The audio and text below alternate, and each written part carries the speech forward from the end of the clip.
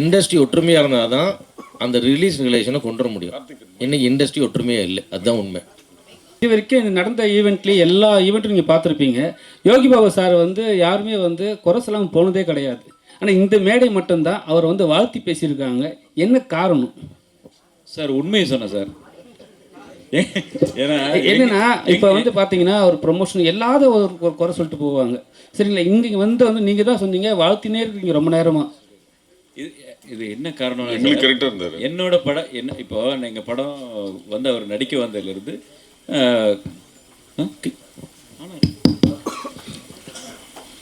நடிக்க வந்ததுலேருந்து எங்களுக்கு முடிச்சு கொடுத்த வரைக்கும் அவ்வளோ சப்போர்ட்டிவாக எங்களோட நல்ல ஃப்ரெண்ட்லியாக ட்ராவல் பண்ணனால நான் அந்த உண்மையை தான் சொன்னேன். இல்லாத ஒரு விஷயத்தை நம்ம சொல்ல முடியாது இல்லையா? மற்றவங்களுக்கு என்ன நடந்துச்சு எனக்கு தெரியாது. பட் இருந்தாலும் ஒரு சிலர் அது என்ன எதுன்னே தெரியாமல் பேசுகிறாங்க. இப்போ எப்படின்னா, இப்போ நம்ம படம் எடுத்தோம், அவரை பற்றி தெரிஞ்சிச்சு. அதே மாதிரி அப்படி எடுத்தவங்க யாராவது சொன்னால் கூட உண்மையிலே அது ஓகேன்னு சொல்லலாம். அந்த மாதிரி ட்ராவல் பண்ணாமையே அந்த படத்தை எடுக்காமையே அவங்க பல பேர் சொல்கிற குற்றச்சாட்டு வந்து அது ஏற்றுக்க முடியாத விஷயமா இருக்குது. அவ்வளோதான். அஜ்மல் சார். சார் ஒரே ஒரு நீங்கள் கேள்விக்கு ஒரு சின்ன விளக்கம். யோகி பாபு எப்படின்னா நிறைய பேருக்கு ஃப்ரெண்ட்லியாக அரை நாள் ஒரு நாள் வந்து நடிச்சு கொடுத்துட்டு போயிடுறாரு. ரொம்ப குறைஞ்ச சம்பளத்துக்கோ சில பேர்த்துக்கு இல்லாமையோ ரொம்ப பெருந்தன்மையாக பண்ணிடுறாரு. இதுக்கப்புறம் என்ன பண்ணுறாங்கன்னா அதை மிஸ்யூஸ் பண்ணி மொத்தமாக அவருடைய போஸ்டரை பெருசாக போட்டு யோகி பாபு நடிக்கணும்னு போட்டுடுறாங்க. அதுதான் அவர் நிறைய இடத்துல வந்து கொஞ்சம் கண்டிச்சுக்கிட்டு கொஞ்சம் பிரச்சனையாச்சு. ஏன்னா அது அவரே நடித்த படமாட்ட ஆடியன்ஸ் வரும்போது ஒரு சீனில் வந்துட்டு போவார். அதனால் அந்த வகையில் சின்ன படங்களுக்கு நிறைய கோஆப்ரேட் பண்ணுறாரு. நான் அனுபவத்தில் நான் பார்த்து சொல்கிறேன்.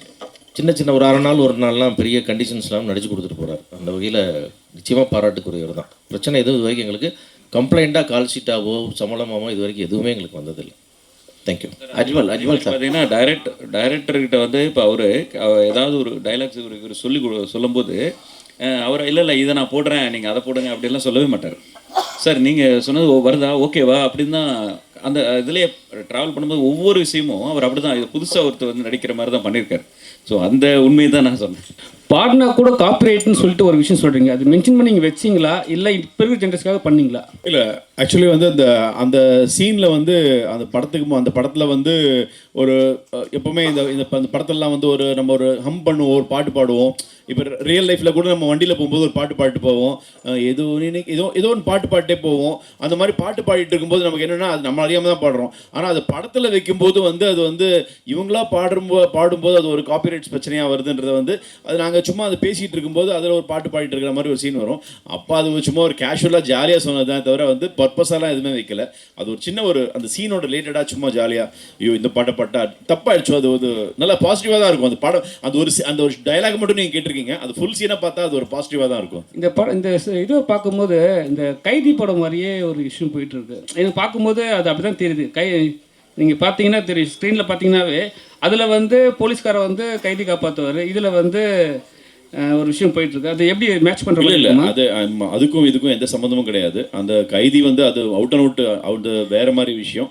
இது என்னுடைய படம் வந்து கைதின்னா எல்லா படத்துலையுமே கைதிகள் போலீஸுன்ற விஷயம் எல்லா படத்தையும் தொட்டு வந்துட்டு தான் இருக்குது. தொடர்ச்சியாக ட்ராவல் பண்ணுற மாதிரி இருக்குது அத்தா கிட்ட. ஆமாம், அது தொடர்ச்சியாக ட்ராவல் பண்ணுற மாதிரி. அதான் கதைகள் வந்து வரும்போது தொடர்ச்சியாக ட்ராவல் பண்ணுறது நிறைய படத்தில் வருது. ஆனால் அதோடைய ஜானர் வேறு, இதோடைய ஜானர் வேறு. அதுக்கும் இதுக்கும் எந்த சம்மந்தமுமே கிடையாது. புரியுது சார். இப்போ படம் பண்ணும் போது எனக்கு பாசிட்டிவ் எனர்ஜி இருந்ததுன்னு சொன்னீங்க. நடுவில் கோட் நடிச்சிங்களே, ஏன் பாசிட்டிவ் எனர்ஜி கிடைக்கலையா? நிறைய கிடைச்சிச்சு.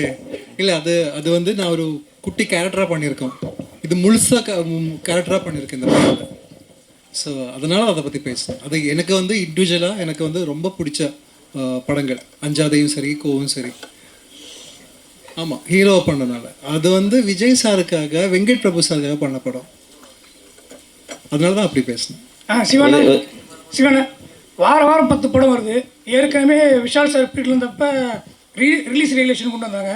அப்போ உதயா சாருக்கு தெரியும். இப்போ அந்த ரிலீஸ் ரிலேஷன் வந்துச்சுன்னா தயாரிப்புக்கு வந்து உதவியாக இருக்கும். ஏன் அதை வந்து எல்லா சங்கமும் சேர்த்து செஞ்சா என்ன? இப்போ வந்து செய்யறதுக்கு நாங்கள் ரெடி, மீதியை பண்ணிடுற உதயான்னு தான் பார்க்கணும். ஏன்னா இப்போ நாங்கள் ஆக்டிவாக இருக்கிறோம், அதில் ரெடியாக இருக்கும். யார் ரெடியாக இல்லையோ அவங்க தான் அது வரணும். இல்லை, வாரம் 10 படம். நான் ப்ரொடியூசர் கவுன்சிலும் ரொம்ப ஆக்டிவாக தானே இருக்குது. இதோட விஷயங்கள் வந்து இங்கே பேசுகிற இல்லை. ஏன்னா உண்மை என்னன்னா இங்கே எல்லாம் வந்து இங்கே தான் பேசுறீங்க. 10 படம் வருது 10 படம் வருதுன்றீங்க. பட் நீங்கள் அங்கே ப்ரொடியூசர் கவுன்சில் ஈஸி மெம்பராக இருந்தால ஏன் அதை பேசி ஒரு முடிவு கொண்டு வர மாட்டேங்கிறீங்க?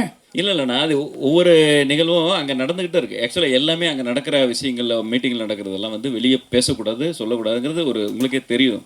அது ஒரு நாம்ஸ் இருக்குது. அது வந்து அங்கே தான். பட் நடைமுறைக்கு ஒவ்வொரு விஷயம் வரும்போது தான் அது வந்து இது யார் பண்ணாங்க, இது பண்ணாங்க உங்களுக்கு தெரிய வரும். அந்த மாதிரி நிகழ்வு நடந்தா இருக்குது. வெளியே பேசுகிறவங்க பேசிட்டு தான் இருப்பாங்க. அதுக்கு நாங்கள் பதில் சொல்லவே முடியாது. ஏன்னா நிறைய சிரமம் எல்லாருமே எடுத்துகிட்டு இருக்காங்க. நான் சாரம் மட்டும் சொல்ல, எல்லாருமே எடுத்துகிட்டு இருக்காங்க. இதில் வந்து நீங்கள் நாங்கள் அப்படின்ட்டுலாம் ஒன்றும் இல்லை. பாகுபாடு எங்களுக்குள்ளே யாருக்கிட்டையும் இல்லை. அது வெளியே வந்து எப்படின்னா அந்த மாதிரி இருந்தால் தான் கொஞ்சம் நல்லாயிருக்கும்னு நினைக்கிறவங்களுக்கெல்லாம் அது வந்து கண்டிப்பாக அது மூஞ்சில் அடித்த மாதிரியான நிகழ்வுகள் வரும். ஏன்னா நல்லது நடக்கும். கண்டிப்பாக சார், ப்ரொடியூசர்ஸுகளுக்கு நல்லது நடக்கும். இல்லை அது இல்லை பதில் தான். இண்டஸ்ட்ரி ஒற்றுமையாக இருந்தால் தான் அந்த ரிலீஸ் ரிலேஷனை கொண்டு வர முடியும். இன்னைக்கு இண்டஸ்ட்ரி ஒற்றுமையாக இல்லை, அதுதான் உண்மை. சீக்கிரம் ஒற்றுமை ஆகிடும். சார் உதயா சார், ஒரு கேள்வி. இது இப்போ நிறைய பேன் இண்டியா படங்கள் வருது. இந்த படத்துலேயும் வந்து டைரக்டர் கன்னட படம் 5 படம் பண்ணியிருக்காரு. கன்னட நடிகலாம் நடிச்சிருக்காங்க, பிரிய நடிகலாம் நடிச்சிருக்காங்க, ஹீரோயினும் கன்னடம். இந்த படமா தமிழில் மட்டும் ஏன் ரிலீஸ் பண்ணுறீங்க? வேறு கன்னடம், தெலுங்கு அதெல்லாம் கூட நீங்கள் டப்பிங் பண்ணலாமல். அது மட்டும் இல்லாமல் இந்த படத்தில் இந்த பஸ்ஸு ஃபைட் ஒன்று சொன்னீங்க, அதுக்கு மட்டுமே 1.5 கோடி செலவாச்சு அப்படின்னு சொல்லிட்டு கிட்டத்தட்ட அது ஒரு படம் பட்ஜெட்டாகவே ஆகிடுது. அது அந்த அளவுக்கு அது முக்கியத்துவமாக அந்த படத்தில் இருக்குமா? அதில் அந்த முக்கியத்துவம் எப்படி கொடுத்துருக்கீங்க அந்த படத்துக்கு? கண்டிப்பாண்ணே. இது வந்து பஸ் ஃபைட் வந்து அது கதைக்கு தேவைப்பட்டுச்சு. பஸ் ஃபைட் வந்து அந்த கதைக்கு தேவை. இவர் ஃபஸ்ட்டு என்கிட்ட கதை சொல்லும் போது அதான் சொன்னார், சார் பஸ் ஃபைட்டு வந்து இவ்வளோ செலவாகும் அப்படின்னு சொல்லும்போது, இப்போ ஒருத்தர் ப்ரொடியூசராக இருக்கும்போது கொஞ்சம் யோசிக்கலாம். 3 பேர் ப்ரொடியூசராக இருக்கும்போது சரி வாங்க பண்ணிடலாம் இந்த பஸ் ஃபைட்டை. நல்லா பிரபாதமாக ஒரு ஆடியன்ஸுக்கு வந்து இன்றைக்கி தேட்டரில் வந்து ஒரு எக்ஸ்பீரியன்ஸ் வேணும் படம் பார்க்கும்போது. அப்படி படம் பார்க்கும்போது அந்த பஸ் ஃபைட் வந்து டெஃபினட்டாக உங்களுக்கு அது ஒரு எக்ஸ்பீரியன்ஸான ஒரு அந்த மூமெண்ட்டாக இருக்கும். நீங்கள் படம் பார்க்கும்போது தெரியும். குறிப்பாக அந்த பஸ் ஃபைட்டு ஓட்டுனவர் செம்ம ரிஸ்க் எடுத்து ஓட்டினார். அவருக்கு நான் அதான் நன்றி சொல்லிகிட்டே இருக்கணும் அவருக்கு. ஏன்னா அந்த மாதிரி ஒரு ரிஸ்க் எடுத்து பண்ணியிருக்கிறாரு. லைவாக பார்த்தோம். லைவாக அந்த ஷாட் பார்க்கும்போது எல்லாத்தையும் கடவுளாக வேண்டிட்டு தான் நாங்கள் இருந்தோம். ஸோ அந்த அளவுக்கு வந்து ஒரு ரிஸ்க் எடுத்து தான் இந்த படம்லாம் மக்களுக்கு நல்ல ஒரு எக்ஸ்பீரியன்ஸாக கொடுக்கணும்னு தான் படம் பண்ணுறோம். அந்த மாதிரி தான் இருக்கும். ஆனால் நீங்கள் கேட்டது வந்து இது வந்து கன்னடத்தில் வந்து ரிலீஸ் ஆகுது, பெங்களூரில் வந்து ரிலீஸ் ஆகுது, பெரிய டிஸ்ட்ரிபியூட்டர் பண்ணுறாங்க. அந்த தமிழில் தான், நம்ம தமிழ் லாங்குவேஜ் தான் ரிலீஸ் ஆகுது. அதே மாதிரி கேரளாவில் ரிலீஸ் ஆகுது, அதுவும் அந்த லாங்குவேஜ் நம்ம தமிழ் லாங்குவேஜ் தான் ரிலீஸ் ஆகுது. படம் எந்த அளவுக்கு நமக்கு ஃபீட்பேக் வருதோ டெஃபினட்டாக அந்த அடுத்தடுத்த பேன் இண்டியா லாங்குவேஜ் தெலுங்குல இப்போ டப்பிங் போகுது, தெலுங்குலையும் பிளான் பண்ணுறோம். ஸோ நிச்சயமாக வந்து நீங்கள் நினைக்கிற மாதிரி உங்களுடைய கையில் இருக்குது. இந்த படத்தை மிகப்பெரிய வெற்றி படமாக்குனா அது கண்டிப்பாக பேன் இண்டியா ஃபிலிம் தான். உங்கள் கையில் தான் பேன் இண்டியா ஃபிலிம் ஆகிறதே இருக்குது. உதய் சார், லாஸ்ட் சார் என்னன்னா உங்களுக்கும் சிவா சாருக்கும் தான் சார். என்னன்னா நீங்கள் 2 பேரும் வேறு சங்கத்தில் இருக்கீங்க. ஆனால் உங்கள் சங்கத்தில் இருக்க ஒருத்தர் சொன்னாங்க, என்ன சொன்னாங்கன்னா, நேற்று விஷால் சார் என்ன சொன்னார்னா 3 டேஸ்க்கு அப்புறம் ரிவ்யூ போடுங்க, 3 டேஸ்க்கு அப்புறம் பண்ணுங்கன்னாரு. ஆனால் வந்து நடப்பு சங்கத்தில் வந்து சின்ன சின்ன படங்களும் பண்ணுறாங்க, பெரிய படங்களும் பண்ணுறாங்க. இப்போ இன்றைக்கி வந்து ரிலீஸ் ஆன படங்கள் நிறைய படங்கள். ஆனால் இன்றைக்கி வந்து எல்லாருமே வந்து அந்த ப்ரொடியூசரே வந்து எங்களை கூப்பிட்டு ரிவ்யூ எடுங்க அப்படின்னு சொல்கிற அளவுக்கு வந்துச்சு. இப்போ வந்து விஷால் சார் எடுத்த நடவடிக்கை சரியா பேச்சு சார்? அதாவது விமர்சனம்ன்றது ஒரு படத்துக்கு கண்டிப்பாக தேவை தான் சார், 100% தேவை தான். அதாவது இப்போ நம்ம இங்கே விமர்சனம் பண்ணலை அப்படின்னா கண்டிப்பாக வந்து ஏதோ ஒரு மூலையில் எங்கேயோ எடுத்து பண்ணி இன்றைக்கி சோஷியல் மீடியாவில் போட தான் போகிறாங்க. ஏதோ ஒரு இடத்துல, ஒரு சிங்கப்பூர்லையாக இருக்கலாம், ஒரு மலேசியாவில் இருக்கலாம், இல்லைனா வேறு லாங்குவேஜில் இருக்கலாம், இல்லைனா தேட்டருக்கு தாண்டி போய் தேட்டரில் வந்து வெளியில் வந்து விமர்சனம் பண்ண தான் போகிறாங்க. தேட்டரில் மட்டும் வராதிங்க, வெளியில் வந்து விமர்சனம் பண்ணுறாங்கன்னு சொல்கிறதுல அது அவரோட கருத்து, விஷால் சாரோட கருத்து, அதை அவருடைய வரவேற்கிறேன். பட் என்னை பொறுத்த வரைக்கும் ஒரு ஆடியன்ஸாக எங்களை மாதிரி கலைஞர்கள் உடைய உழைப்பு தெரியறது வந்து உங்களை மாதிரி பத்திரிகை மீடியா நண்பர்கள் தான். அது எங்களை நல்லதாக இருந்தாலும் கெட்டதாக இருந்தாலும் என்னென்னா யாருமே ஒருத்தவங்களை ரொம்ப பண்ணி பேசாமல், ஒருத்தர் மனசை பர்சனல் அட்டாக் பண்ணாமல், பர்சனல் அட்டாக் மட்டும் பண்ணாமல் அந்த படத்தை பற்றி விமர்சனம் பண்ணாங்கன்னா அதில் வந்து எல்லாருக்குமே ரொம்ப சந்தோஷம் தான். அது அந்த மாதிரி மட்டும் போகாமல் அதை மட்டும் தவிர்த்துனா எங்களுடைய குடும்ப நண்பர்கள் எப்பயுமே அப்படி பண்ண மாட்டாங்க. சில யாராவது அது பண்ணாங்கன்னா அதை மட்டும் தவிர்க்கணுன்றது தான் என்னுடைய ஆசை. சார் உதயம் சார், இல்லைண்ணா கூட்டி கழிச்சு நாங்கள் என்ன சொல்ல வரோம்னா, பாராட்டுறதுனா உடனே பாராட்டுங்க, திட்டுறதுனா ஒரு 3 நாள் கழிச்சு திட்டுங்கன்னு சொல்லுவோம். வேற ஒன்றும் சார் வேறு ஏமாந்து தேட்டருக்கு வந்துடுவாங்க, படம் பார்த்து ஒரு ஆடியன்ஸுக்கு பிடிச்சி போய் ஓடிடுச்சுன்னா அதை வர விடாமல் பண்ணிடுறோம்ன்றது தான் கொஞ்சம் லேட். அதாங்க நான் தான் பாராட்டுறது உடனே பாராட்டுங்கன்னு சொன்னேன், திட்டுறதுத்தானே 3 நாள் கழிச்சு திட்டத்தை சொல்கிறோம்.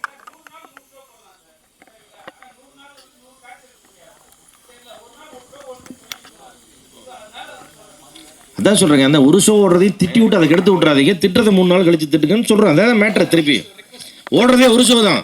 அது நீங்கள் போடுற ஓட்டில் அதுக்கு வர மாட்டேங்கிறானே, என்ன பண்ணுறது?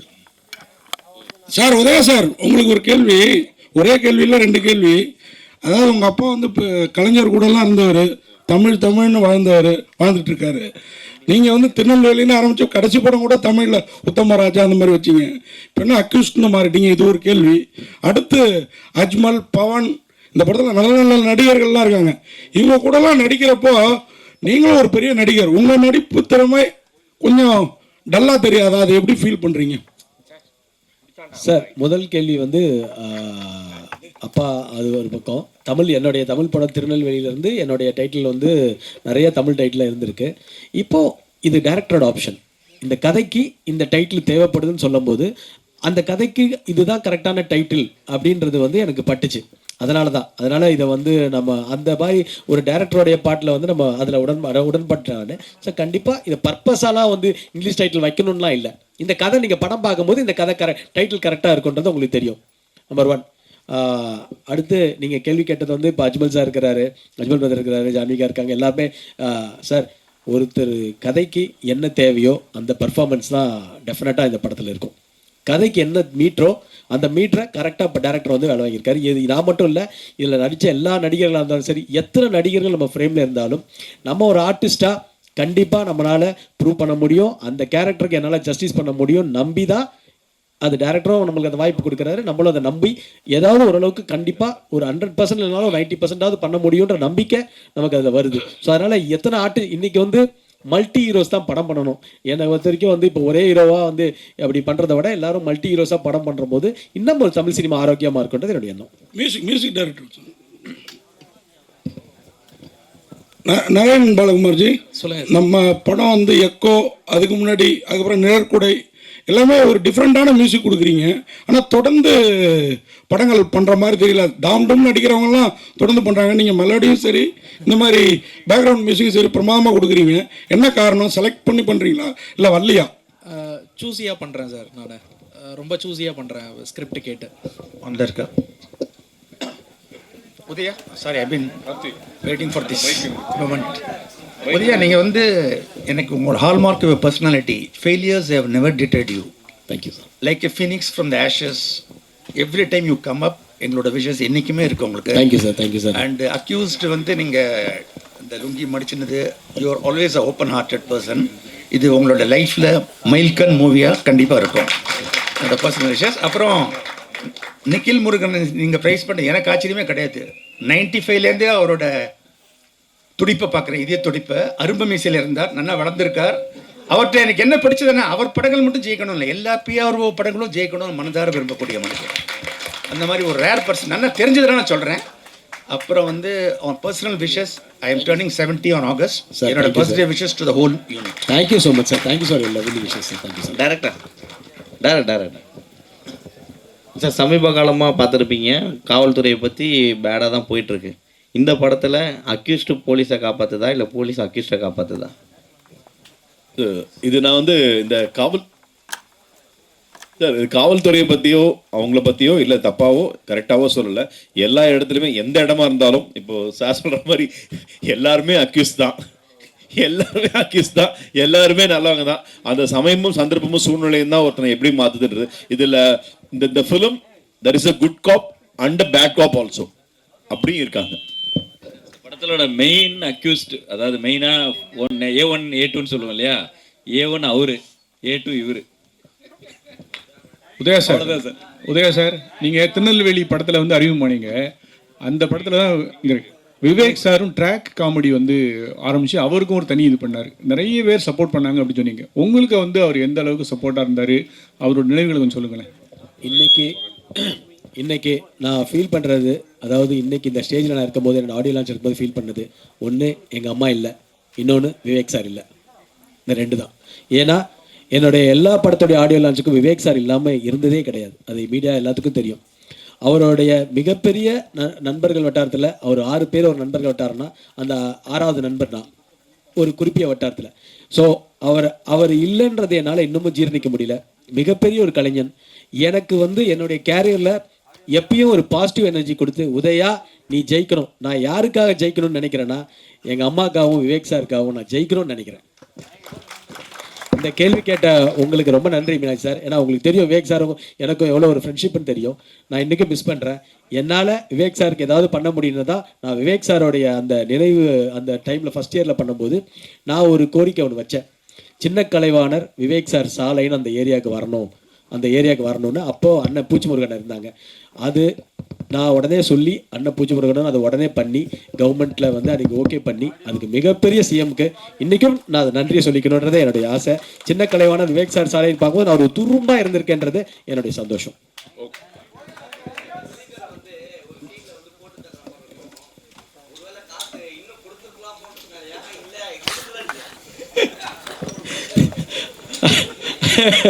அதாவது ப்ரொடியூசர் வந்து நீ வந்து கரெக்டாக பேட்டா செட்டில் பண்ணு அப்படின்னு ஓடி அந்த இதில் அந்த ஃபோர்ஸில் தான் போனேன்.